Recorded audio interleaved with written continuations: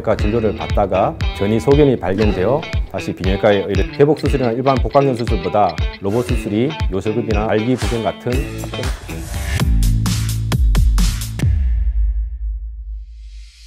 네, 안녕하세요. 울산대학교병원 비뇨의학과 박성찬입니다. 전립선암, 신장암과 같은 비뇨기 종양 치료를 담당하고 있습니다.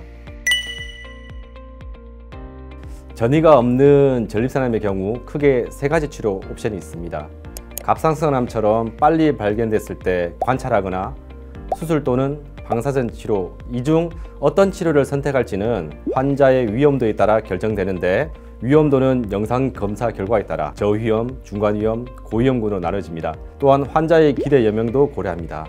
예를 들어 환자의 기대 여명이 10년 이하라면 방사선 치료나 관찰을 고려할 수 있고, 반대로 건강 상태가 좋고 더 오래 살 가능성이 높은 경우면 수술을 선택하는 경우가 많습니다. 결국 환자의 건강 상태와 기대 수명, 그리고 개인의 병기 상태와 같은 상황에 따라 달라질 수 있으므로 정확한 결정은 의사와의 상담을 통해 이루어지는 게 좋습니다. 전립선암 수술은 암을 완전히 제거할 수 있는 확실한 방법입니다.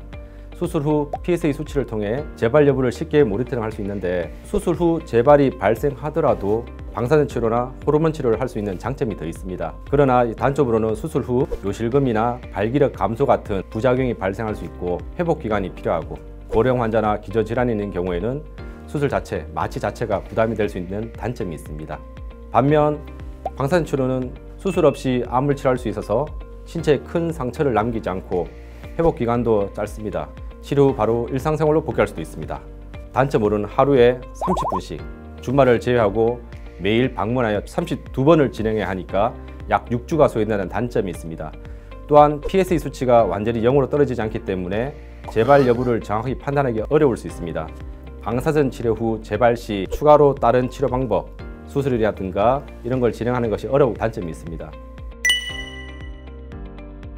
전립선은 치골 뒤쪽에 작고 깊숙이 위치해 있어서 수술 시 접근이 어렵고 수술 시야 확보에도 한계가 있습니다. 그래서 개복 수술할 때는 고기를 숙이고 내부를 보면서 진행해야 하기 때문에 의사의 피로도가 높아지고 작은 실수라도 출혈 위험이 커질 수 있습니다. 반면 로봇 복강경 수술은 3D 영상을 통해서 혈관이나 장기 등을 확대해서 정확하게 확인할 수 있고, 로봇 팔의 관절을 이용해 정교한 수술이 가능하기 때문에 출혈 같은 손상 위험이 적습니다. 특히 전립선 적출한 경우 단순히 정량을 절제하는 것뿐만 아니라 절제 후 배뇨와 발기 기능을 보존하는 것이 중요하기 때문에 꼭 제거해야 할 부분만 안전하게 떼어내고 보존해야 할 부분은 최대한 정교하게 남겨야 합니다. 그래서 개복 수술이나 일반 복강경 수술보다 로봇 수술이 요설급이나 발기부전 같은 합병증 발생이 적습니다.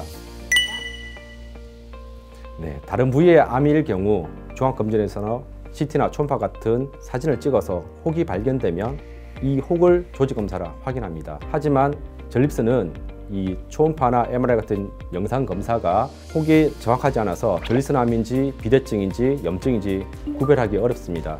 그래서 먼저 이 PSL라는 피검사를 통해서 이 수치가 높을 경우 조직검사를 진행합니다.